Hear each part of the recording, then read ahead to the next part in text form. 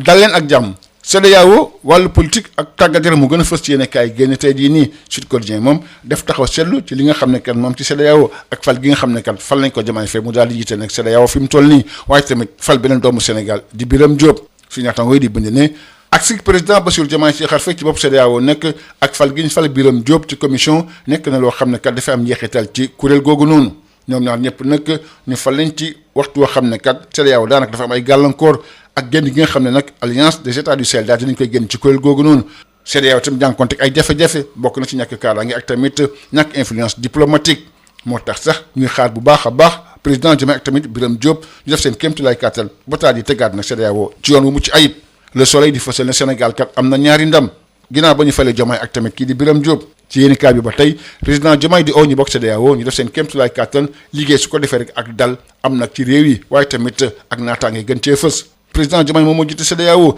Birame Diop ñu fal ko président commission loolu moo gën a fës ci yéeni kaay bi di réew mi quotidien laas ne Sénégal nag am na ñaari ndam loolu sax moo gën a fës ci yéeni kaay boobu noonu li ni mel tam moo gën a fës ci yéeni kaay di l'informer critique di bind ne président Diomaye kat fi mu toll nii dafa dëggal boppam fi nga xam ne rek moom moo nekk Afrique sowu jant bi nga xam ne kat yàgg nañ koo tànn mu dox tànku jàmm waaye lii ñu ko fal nekk na responsabilité boo xam ne kat bu mag la loolu critique moo ko ci daal di bind bëgg président Diomaye leen rek la fexe nag ba méngale CEDEAO ak tamit jamono waaye tamit ak dal am ci dëkk yi nga xam ne kat ñoo ko daal di seq bàyyi gi nga xam ne juróomi directeur bàyyi nañ ko ci ministère bi ñu dénk wàllu njàng mu kaw yi nag ba léegi moom mooy ay di njàmbat kii fi ne comme ministre bi ñu dénk wàllu woowu nag nekk tamit vice président bu parti Pastef professeur Daouda Ngom moom joxe na ci xalaatam di wax rek lan moo ko waral nee nag ay wuti gis-gis yu bëri moom moo am ci yenn mbir yi bokk na ci projet Espoir Jeune gouvernance marché public ak tamit financement bu jëm ci wàllu recherche bi professeur Daouda Ngom tamit dellusiwaat na ci ñëw gi nga xam ne Macky Sall ñëw na ko fii ci biir Sénégal nee na kat réaction yi nga xam ne am na mooy wane ne kat Macky Sall ñu fi bàyyi moom dara baaxu fi Macky Sall ñëw fii ci Sénégal ci contexte boo xam ne kat tàqali ko am ci diggante Sonko ak tamit Diomaye le soleil di fasal ne congrès bu njëkk bi nga xam ne kat mooy parti Diomaye moom dinañ ko amal bu nawet bi jeexee loolu nag moo fës ci ndaje mi nga xam ne kat conseil des leaders amaloon nañ ko ci Vox Populi bi mu turé di fësal ne képp ku bokk ci Diomaye président kat da ngay nekk ci parti boobu noonu waaye tamit duñ nangu am benn tànk Diomaye président am beneen tànk sa mouvement mal tamit sa parti politique ci waxtu sax le soleil di fësal ne Ousmane Sonko moom ma nga woon ca banlieue ba diggante Kër Massar Pikine ak tamit Guédiawaye ngir rek wax militants yi daal jënd seen carte de membre yi deful nag ba ñu déclaration moom Ousmane Sonko le soleil di fësal ne tukki ne nag boobu kat lim ci bëgg moom mooy gën a nag doxal njaayum carte bi waaye tamit gën a dëgëral taxawaayu parti bi Ousmane Sonko song banlieue bi loolu moo gën a fës ci yéen kaay bi di Vox Populi Ousmane Sonko nag ay nit ñu baree ko topp quotidien Yoor moo ko daal di bind su ñaatango bi ne muy Pikine Guédiawaye Rufisque ak tamit Kër Massar mbooloo mu sakkan moom moo génnoon topp kii di Ousmane Sonko. Coupe du monde atum 2026 Espagne nag jël na ko démb bi mu gagné Argentine di match boo xam ne kat Espagne daf ko maîtriser waaye tamit kenn xàmmewul woon équipe bi nga xam moo nekk Argentine kii di attaquant FC Barcelone nag di Ferran Torres moom moo dugal but bi ci prolongation yi jox Espagne nag ñaareelu coupe du monde am ginnaaw ba mu ko jëlee atum 2010 Espagne nag moom moo gagné coupe du monde bi loolu moo gën a fës yéene kaay di record Espagne gagné coupe du monde waaye tamit jël récompense FIFA yëpp loolu la Dakar moo ko ci daal di yokk Espagne nag nekk ci kaw adduna bi loolu la tribune moo ko daal di bind Espagne am ñaareelu étoile Angleterre jël médaille de bronze bi loolu nag Rewmi Quotidien moo ko ci yokk solo quotidien di bind ne Espagne kat moo teg tànk ci football bi fi mu toll nii démb nag kenn xàmmewul Argentine coupe du monde bi nag jeex na Sénégal nag kenn xàmmewu ko waaye Cap Vert kat moom wane na boppam ci coupe du monde boobu amaan na beneen bomb boo xam ne kat mooy liggéeyal fédération bu football ci scandale boo xam ne kat am na ci wàllu hébergement gaynde yu jigéen ñi loolu moo gën a fës yéene kaay bi di ko l'Observateur ay commandes yoo xam ne kat dañ koo bloqué ak ñaar fukki millions ak juróom yoo xam ne kat fayuñ ko borom hôtel bi moo tax góor gu doy mi jiite hôtel ak sil moom yëkkati ci ay kàddu nee na kat ñoom dañoo dem bi 6 heures du matin jotee te tamit ñoom yëgluwuñ sax bi ñuy dem ci l'Observateur bi tey Oulimata Seye nekk responsable développement foot féminin nee na kat moom buggal yu yàbbi ci mbir moomu noonu mbokk yi jàngeen jëf beneen incha allahu rabbi. Bonjour à tous. La CEDEAO, la politique et le sport sont les principaux sujets développés dans les journaux ce lundi. Communauté économique des États de l'Afrique de l'Ouest en quête d'un nouveau souffle, c'est le titre qui barre la ligne de Sud Quotidien. Selon mon confrère, l'arrivée de Bassirou Diomaye Diakhar Faye à la présidence en exercice de la CEDEAO, suivie de la désignation du général Birame Diop à la tête de la commission, est une nouvelle étape dans l'histoire de l'organisation régionale. Tous deux sont aux commandes d'une institution fragilisée par le départ des pays de l'Alliance des États du Sahel, confrontés à une grande et persistante insécurité et à une perte d'influence diplomatique. Leur tandem est attendu sur la capacité à restaurer la cohésion communautaire, à renforcer l'intégration régionale et à redonner à la CEDEAO toute sa place dans la gouvernance ouest-africaine. Présidence de la conférence des chefs d'État et de la commission de la CEDEAO, Sénégal, la double consécration, écrivent nos confrères du quotidien national Le Soleil, qui précise que le chef de l'État, Bassirou Diomaye Diakhar Faye, a été désigné président en exercice de la CEDEAO, tandis que le général Birame Diop prend les rênes de l'organisation exécutive de l'institution pour un mandat de 4 ans. Dans le même journal,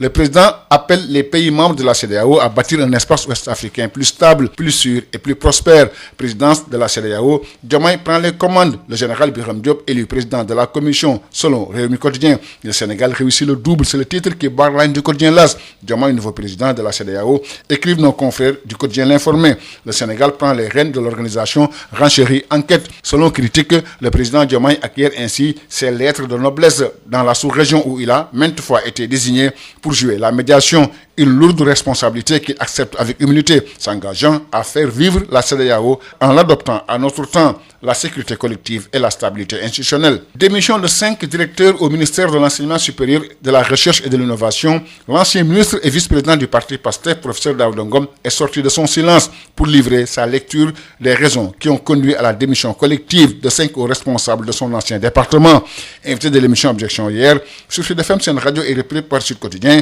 le professeur Daouda Ngom a révélé que cette décision est la conséquence de profondes divergences sur les orientations stratégiques adoptées par l'actuel ministre, notamment autour du projet Espoir Jeune, la gouvernance des marchés publics et le financement de la recherche. Le professeur Daouda Ngom est également revenu sur la polémique suscitée par le retour de l'ancien président Macky Sall au Sénégal. Selon lui, les réactions qu'a provoquées cette visite s'expliquent par le lourd passif laissé par l'ancien chef d'État Macky Sall. Macky Sall est retourné au Sénégal dans un contexte particulier avec le divorce entre Diomaye et Sonko. Selon le quotidien national Le Soleil, le premier congrès du parti du président de la République se tiendra à la fin de l'hivernage. C'est ce qui ressort de la session extraordinaire du Conseil des leaders de la coalition Diomaye président, tenue samedi dernier à Dakar. Dans le quotidien Vox Populi, Mimi Touré déclare que tous ceux qui sont de la coalition Diomaye président seront membres du nouveau parti. Plus question d'avoir un pied dans le parti et l'autre dans ton mouvement ou ton parti, ajoute Mimi Touré. Au même moment, nos confrères du quotidien national Le Soleil révèlent que Ousmane Sonko a sillonné hier Pékin, Keur Massar, Rufisque et Guédiawaye pour inciter les militants à acheter les cartes de membres sans faire de déclaration. Il a profité de ce déplacement pour galvaniser ses troupes. Selon toujours nos confrères, l'objectif visé à travers cette tournée au cœur de la grande banlieue est de booster la vente des cartes et enclencher le processus de massification du parti. Sonko à l'assaut de la banlieue pour doper la vente des cartes, écrivent nos confrères de Vox Populi. Sonko déchaîne les foules à Pékin, Guédiawaye, c'est le titre qui barre la une du quotidien Yor Yor. Selon mon confrère, de Pékin à Guédiawaye, cette parade populaire valide une massification sans précédent. Plus de 600 000 cartes de membres ont été vendues en moins de 15 jours. Pékin et Guédiawaye, Sonko en opération de charme, selon Walf Quotidien. En sport, finale de la Coupe du Monde 2026, l'Espagne, nouveau roi au terme d'une finale à sens unique. L'Espagne a attendu les prolongations pour faire plier l'Argentine. Inoffensive, l'attaquant du FC Barcelone, Ferran Torres, a offert à son pays une deuxième étoile, 16 ans après la première décrochée en 2010. L'Espagne s'offre une deuxième étoile, selon le quotidien sportif Record. Deuxième étoile est razzia sur les récompenses de la FIFA, selon le Dakarois. L'Espagne sur le toit du monde renchérit la turbine. La Roja s'offre une deuxième étoile. L'Angleterre décroche le bronze, selon Rewmi Quotidien. Mondial 2026, l'Espagne sur le toit du monde, l'Argentine de Messi réduite au silence. C'est le titre qui barre la une de Solo Quotidien. L'Afrique progresse, le Sénégal déçoit, le Cap-Vert émerveille, ajoute mon confrère. La Fédération sénégalaise de football face à une nouvelle bombe. Le scandale de l'hébergement des Lions, c'est le titre qui barre la une du quotidien L'Observateur. Commande bloquée, 26 chambres réservées, stock engagé, 25 millions de francs CFA d'impayés. Le récit explosif d'un séjour qui tourne au bras de fer avec Axel Hotel. Les révélations fracassantes de Gorgui Ndoye, patron de l'hôtel. Ils sont partis à 6 h du matin sans nous prévenir. Dans le même journal, Oulimata Sey, responsable du développement foot féminin à la fédération, déclare qu'elle ne souhaite pas se prononcer sur cette affaire. Merci, c'était tout. À vos journaux et bonne lecture à tous.